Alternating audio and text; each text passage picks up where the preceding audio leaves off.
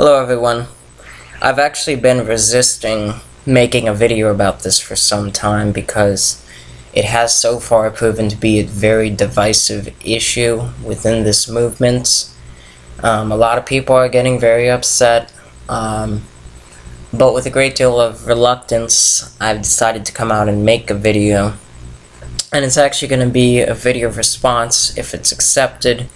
I'm a big-time subscriber of T-Mott. I think he's a great guy. He speaks the truth. He speaks his opinion on not just political issues, but a lot of cultural and religious issues. I think he's a good guy, and I agree with a lot of what he says.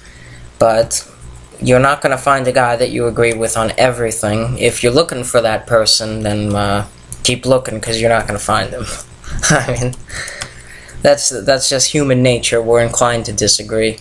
So I do want to disagree with him on this one issue, and he's been talking a lot about Gary Johnson, and T-Mott, I understand that a lot of people have been sending you messages, commenting, sending you things on Facebook, whatever the case may be, urging you to support Gary Johnson. And I can understand why you get annoyed with it, because you do have a large following and you probably get hundreds of messages a day, but I just wanted to post this video and kind of share my thoughts with you. I hope that you'll respect my dialogue, and after this I won't post any more comments on your video, send you any messages or anything. I just want to speak my piece, and after that I'll leave you alone and I'll let you do you, as you would say. I just want to say, I respect your right to choose whatever candidate you choose. I would never dream of trying to make somebody feel stupid or ignorant. I would never try to demean somebody for their choice. I'm not in the business of doing that, and like people have pointed out, this is the liberty movement, and frankly, we're in the same movement. We're just taking different approaches to the same problem. So, you do have the right to choose to do what you want to do, and I have the right to disagree with you. And that doesn't mean there's not going to be a reaction. It doesn't mean there's going to be no dialogue about it. I mean, how can we even change as a movement if we can't even dialogue with one another? And you reserve your right to choose whatever candidate you want, and I reserve my right to respond to that. And once I speak my piece, like I said, I'll leave you alone, and you do you and I'll do me. But I just wanted to make this one-time response to you. First of all, I want to offer you some history. Back in 2008, Ron Paul dropped out of the presidential race, and he admitted defeat. He offered his support to, if I remember the number correctly, I believe it was 5 third-party candidates, and he basically said it would be respectable to vote for anybody outside of the two-party system. Eventually, he did come to a point of making the endorsement, and he gave his endorsement to Chuck Baldwin, who was running in the Constitution Party, which is understandable because the Libertarian nominee at the time was Bob Barr, who's barely a libertarian at all, but don't even get me started on him. But before he dropped out of the race, Ron Paul asked Gary Johnson for his endorsement, and Gary Johnson gave it gladly. It seems to me that if Ron Paul didn't respect Gary Johnson, or if he didn't like his ideas, or if he didn't see eye to eye to him, I don't think he would have asked for his endorsement. He certainly wouldn't have asked for Mitt Romney's endorsement in any case. He's actually thanked people for not endorsing him. So, I mean, he did ask for Johnson's endorsement. There obviously is a mutual respect between the two individuals. In the 2011 debates, I believe it was the Google and Fox News debate, one of the only debates Gary Johnson was allowed to participate in this year, he was asked which of the Republicans would Gary Johnson consider for his VP pick. He answered very proudly and without hesitation that it would be Ron Paul. So clearly there is a mutual respect between the two individuals. Clearly they're not as different as we want to paint them. But I would just ask you to consider Gary Johnson's record as governor and his record as a businessman. I think you'll find that he was very honest, he was very intelligent, and he was very efficient in what he did. He was one of only 4 governors in the last year of his second term to actually leave his state with a surplus. He had a $1 billion surplus in the state of New Mexico. He vetoed hundreds of bills, which is much more than Mitt Romney can say. And he stuck to his principles. He stuck to what he said. He has expressed favor for auditing the Federal Reserve. He has expressed a desire to have a gold standard in this country. He may have a slightly different approach than Ron Paul on some of these major issues. He's a big proponent against their drug wars, a big proponent against the interventionist foreign policy, the big spending, the issues that are most important. Gary Johnson is on the front lines fighting for it. So I'm not asking that you give your unconditional support to him. And I understand that Ron Paul is still in this. A lot of people are waiting for August, myself included. I'm waiting for August to make a final decision, because who knows, maybe some miracle will put Paul into the Republican nomination.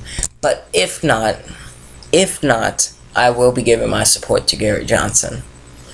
He will be on the ballot in all 50 states, unless Ron Paul chooses to mount an independent campaign where he asks people for write-ins. The law says that your vote will be thrown out. Write-in votes will not be accepted. In fact, 8 states, including my sister's home state of Oklahoma, for example, do not even allow write-ins. Most of the states' voting machines are programmed to ignore write-ins. And yeah, you can write in magic marker on the little disc that they gave you all you want. They're not going to look at it, and they're not going to care. I'm not saying don't write Ron Paul in, but I am preparing people for the reality that it's not going to make a difference. It's not going to be in the news, oh, millions of people wrote Ron Paul in. No, they're just going to throw it in the trash, and no one's ever going to talk about it or hear about it again. On the other hand, if a third-party candidate, particularly the Libertarian Party, takes home even 5% of the vote, it's going to be major news. There's going to be a revolution in this country. There's going to be a new, strong third party, which is what we need more than anything. It's this two-party system, this false liberal conservative dichotomy, this illusion that we actually have a choice that is killing us and sucking the lifeblood out of this nation. We need a third choice, and it's not going to happen unless we get behind a man that's going to make it happen. In my personal opinion, that man is Gary Johnson. Again, you can check his track record. I don't agree with Gary Johnson on every single issue. I didn't agree with Ron Paul on every single issue. I'm not going to talk about those issues individually, but you're not going to find a perfect candidate, even in Ron Paul. And I think you know that. They're human beings. Even going all the way back to George Washington. You know, people aren't immune to corruption. People aren't immune to error. People aren't immune to being wrong about some things, even if it's only a few. So, no, I'm not going to stand here and say Gary Johnson is a perfect candidate, but he's a good candidate, and he's a respectable one. If you're honest with yourself, Ron Paul is no longer in the presidential race to win. Ron Paul has made the public statement that he doesn't have enough delegates. He has more than the media is reporting, yes. Because the media is reporting he has about 200. Now they're finally starting to admit that he has around 500.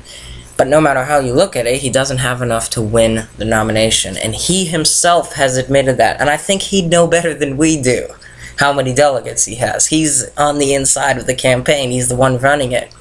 But what he wants is to change the platform of the Republican Party. He wants to have a debate in the Republican Party. And he wants to change the system from within. And that's respectable. Inviting Ron Paul in won't change the party from within. That's not going to do anything. Now, I understand you're a delegate. You go there, you vote, and you support Ron Paul's issues. You get whatever you can on the platform. You produce whatever changes you can in the Republican Party. That's what you need to do. Fight till the end for that. In my opinion, writing Ron Paul in on election day isn't going to change anything. If you want to do that, hey, you do you, like you would say. I'm sorry I keep borrowing your phrase, but that's just all I'm saying. You can do you, but I'm still going to express my opinion and tell you why I feel the way I do. And once you've heard me, I'll shut up about the issue, and I'll keep letting us do our own things.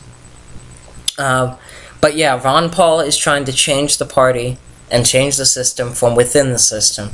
Gary Johnson is trying to change the system from the outside by bringing a good, strong third party in. They're different approaches to the same problem. I believe we can do both. We can change the Republican Party, and meanwhile we can bring a third party into the debates in case that doesn't work. This is this coin toss that we undergo every 4 years clearly isn't working. I believe we need a third choice. I believe the choices that we have need to change. The Republican Party does need to change. But I believe we can have it all ways. Again, we are part of the same movement. We're just engaging in different approaches. And I do think we need to respect each other's choices. But it's also not going to hurt us to at least have a dialogue about it. I do thank you if you choose to listen to what I've had to say. I know it's kind of a long video, and I do have a tendency to ramble in my videos, and I try to say a lot in a very short amount of time, but it doesn't always work that way. But if you did listen this far, I thank you very much from the bottom of my heart. It's your house, T-Mont, and I'm going to leave your house now, because I know you're probably tired of hearing me talk. Tired of me trying to impose my rules onto you in your own house. That's okay.